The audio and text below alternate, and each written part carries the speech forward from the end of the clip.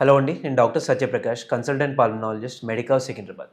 ఇప్పుడున్న ప్రశ్న ఏంటంటే ఆస్తమా టోటల్గా క్యూర్ చేయొచ్చా అనేది. ఈ ప్రశ్న మాకు చాలా కామన్ అండ్ చాలామంది అడుగుతుంటారు. అండ్ మీకు కూడా యాజ్ వ్యూవర్స్ డౌట్ ఉండొచ్చు. ఆస్తమా అసలు ఏంటి, ఎలా వస్తుంది, ట్రీట్మెంట్ ఆప్షన్స్ డీటెయిల్గా తెలిస్తే మీకు ఆన్సర్ డెఫినెట్గా వస్తుంది. సో ఆస్తమా అంటే ఏంటి? మనకి బ్రీతింగ్ ట్యూబ్స్ అనేవి ఉంటాయి. దీన్ని ట్రెకియా అంటారు. అన్నిటికన్నా బిగ్గెస్ట్ బ్రీతింగ్ ట్యూబ్ అది. సో దీన్ని మన లోపల వెళ్తూ కొద్దీ సన్నగా నారోగా అవుతుంటాయి. సో ఎక్కడైతే నారో పార్ట్స్లో ఈ ఊపిరితిత్తులు దగ్గరకు అవుతాయో అది ఆస్తమా. సో ఈ ఆస్తమా లక్షణాలు ఏంటి? కామన్గా పిల్లి కూతల్లా శబ్దాలు వస్తుంటాయి.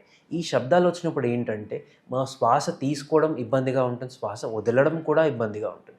అందుకే మీరు చూసుంటే ఆస్తమా పేషెంట్స్ చాలాగా ఆయాసపడుతుంటారు. సో ఈ ఆయాసం కారణమే ఊపిరితిత్తులు బ్రీతింగ్ ట్యూబ్స్ అనేవి దగ్గరగా నారో అవ్వడం. సో ఇప్పుడు కారణాలు ఏంటి?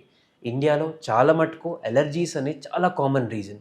సెకండ్ వచ్చేసి ఈ మధ్య ఒబేసిటీ రిలేటెడ్ ఆస్తమా అంటారు. అంటే బరువు పెరగడం వల్ల బాడీకి ఆక్సిజన్ రిక్వైర్మెంట్ ఎక్కువై దానివల్ల కొన్ని హార్మోన్స్ రిలీజ్ అవుతాయి. ఈ హార్మోన్స్ వెళ్ళి లంగ్స్ పైన యాక్ట్ చేసి ఆస్తమా లాంటి స్టేట్ తీసుకొస్తాయి. థర్డ్ వచ్చేసి వాళ్ళ బాడీ నేచరే అది. అంటే కొంతమందికి వంశపారంపర్యంగా ఆస్తమా అనేది ట్రాన్స్ఫర్ అవుతూ వస్తుంటుంది.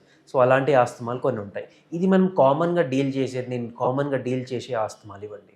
సో ఇప్పుడు నెక్స్ట్ దీనికి ట్రీట్మెంట్స్ ఆప్షన్స్ ఏముంటాయి అనేది. నార్మల్గా ఆస్తమా ట్రీట్మెంటే ఇన్హేలర్స్. సో ట్రీట్మెంట్ ఆప్షన్ని నేను ఫస్ట్ చెప్పినా అంటే అంత ఇంపార్టెంట్ అండి. ఆస్తమాకి ఇన్హేలర్ ట్రీట్మెంట్, సివియర్గా ఉంటే నెబులైజర్ ట్రీట్మెంట్. నెక్స్ట్ ఈ టాబ్లెట్స్ అనేటివి ఆస్తమాకి చాలామంది ఇస్తుంటారు. ఓవర్ కౌంటర్ డ్రగ్స్ అంటారు. అంటే మీరు మెడికల్ హాల్ వెళ్ళి ఆయాసంగా ఉంది అంటే కొన్ని టాబ్లెట్స్ ఇస్తారు. ఆ టాబ్లెట్స్ మాత్రం వాడకండి. నేను చెప్తాను ఎందుకనేది.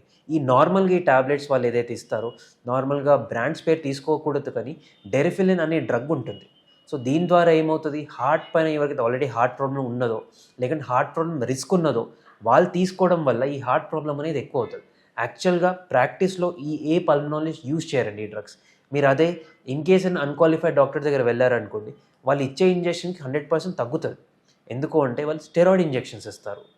సో ఎక్కడ వెళ్ళాలి, ఎవరి దగ్గర వెళ్ళాలని మీరు 100% డిసైడ్ చేసుకోవాలి. సో నెక్స్ట్ ఫస్ట్ చెప్పినట్టు ఈ ట్రీట్మెంట్ అనేది ఇన్హేలర్స్లో ఏముంటుంది, దాంట్లో కూడా స్టెరాయిడ్ ఉంటుంది. మీరు అనుకోవచ్చు ఇందాకే స్టెరాయిడ్స్ రాంగ్ అన్నారు, మళ్ళీ ఈయనని స్టెరాయిడ్స్ చెప్తున్నారు. ఈ స్టెరాయిడ్స్ అనేది మిల్లీగ్రామ్స్లో ఉంటుంది. మన ట్యాబ్లెట్స్ మాత్రం మైక్రోగ్రామ్స్. అంటే రెండింటి మధ్యలో ఒక 1000 టైమ్స్ డిఫరెన్స్ ఉంది డోస్లో. నెక్స్ట్ ఈ స్టెరాయిడ్ ఏవైతే తీసుకుంటారో మళ్ళీ ఊపిరితిత్తుల్లోనే ఒక 99.9% ఉంటుంది. అంటే బ్లడ్లో కలిసింది జస్ట్ 0.01%. సో ఈ రిస్క్ అనేది స్టెరాయిడ్ వల్ల వచ్చే సైడ్ ఎఫెక్ట్స్ కానివ్వండి, స్టెరాయిడ్ వల్ల వచ్చే ఇంకేదైనా ప్రాబ్లమ్స్ కానివ్వండి చాలా మటుకు తగ్గిపోతాయి. సో ట్రీట్మెంట్ ఆస్తమాకి ఇన్హేలర్స్ వాళ్ళ లంగ్ కెపాసిటీ బట్టి ఒక డాక్టర్ ఈధర్ ఆ స్టెరాయిడ్ అనేది క్యాప్సూల్ ద్వారాను, స్ప్రే ద్వారా, నెబులైజర్ బట్టి డాక్టర్ డెసిషన్ తీసుకోవడం జరుగుతుంది. మన ఫస్ట్ క్వశ్చన్ కొద్దాం, ఆస్తమా క్యూరబులా కాదా అనేది. ఆస్తమా క్యూర్ అవ్వదండి.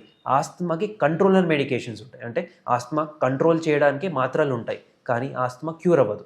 ఎందుకంటే బాడీ నేచర్ అది. మనం ఈ క్యూర్ పాయింట్ ఆఫ్ వ్యూ పట్టుకొని ఆస్తమా క్యూర్ లేదని మందులు వాడకపోవడం మాత్రం తప్పు చేయకూడదు. నెక్స్ట్ ఆస్తమా ఉన్న వాళ్ళు ఎలాంటి జాగ్రత్తలు తీసుకోవాలి. ఆస్తమా ఉన్న వాళ్ళు normal, in case allergic asthma ఉందనుకోండి, వాళ్ళకి డస్ట్ ఎలర్జీ చాలా కామన్ ఉంటుంది. వాళ్ళు డస్ట్ నుంచి ప్రొటెక్షన్ చేసుకోవడం కానీ, లేదంటే బయట వాతావరణం చల్లబడినప్పుడు మఫ్లర్, స్వెటర్ ఇలాంటి జాగ్రత్తలు తీసుకున్నప్పుడు వాళ్ళ ఆస్తమా అటాక్స్ అనేది రేట్ తగ్గుతుంది. అండ్ అన్నిటికంటే ఇంపార్టెంట్, ఆస్తమా ఉన్న వాళ్ళు ప్రతి ఒక్కరు వ్యాక్సినేషన్ తీసుకోవాలి. సో వ్యాక్సినేషన్ అందరి మైండ్లో చిన్నపిల్లలకే ఇస్తారనేది ఒక థాట్ ఉంటుంది. బట్ ఆస్తమాకి ఉన్నవాళ్ళు ఫ్లూ వ్యాక్సిన్, న్యూమోకాకల్ వ్యాక్సిన్ తీసుకుంటే వాళ్ళ అటాక్ రేట్స్ మాత్రం సిగ్నిఫికెంట్గా తగ్గుతాయి. సో సమ్మరైజ్ చేస్తూ ఆస్తమా ట్రీట్మెంట్ అనేది ఇన్హేలర్స్, ఆస్తమా నుంచి ప్రొటెక్షన్ మాత్రం వ్యాక్సినేషన్. సో ఈ 2 జాగ్రత్తలు పాటించండి. మీ ఆస్తమా ఉన్న పేషెంట్స్కి లైఫ్ స్మూత్గా ఉంటుంది. Thank you.